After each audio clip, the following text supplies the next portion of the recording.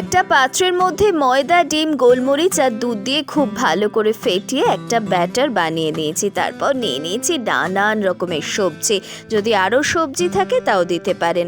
তারপর একটা ডিম ফাটিয়ে তার মধ্যে গাজর কুচি, পেঁয়াজ কুচি, লঙ্কা কুচি, শসা কুচি দিয়ে ভালো করে মিশিয়ে নিয়েছি। এরপর একটা ফ্রাইং প্যানে তেল গরম করে ওই যে ময়দা আর ডিমের ব্যাটারটা বানিয়ে দিয়েছিলাম সেটা দিয়ে একটা ডিম ভাজার মতো করে দিয়ে এরপর সবজিটা ওপরে দিয়ে এপিট ওপিট করে ভেজে নিয়েছি। তারপর সস দিয়েছি আর একটু চিজ গ্রেট করে দিয়ে দিয়েছি। তৈরি হয়ে গেছে দারুণ একটা ব্রেকফাস্ট।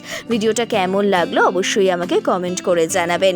ভিডিওটি ভালো লাগলে লাইক করুন, চ্যানেলটি সাবস্ক্রাইব করে সঙ্গে থাকুন আর বলুন এত সুন্দর একটা ব্রেকফাস্ট খেতে আপনার কেমন লাগলো অবশ্যই আমাকে কমেন্ট করে জানান। আর কে কোথা থেকে বলছেন সেটাও কমেন্ট করে জানাতে ভুলবেন না।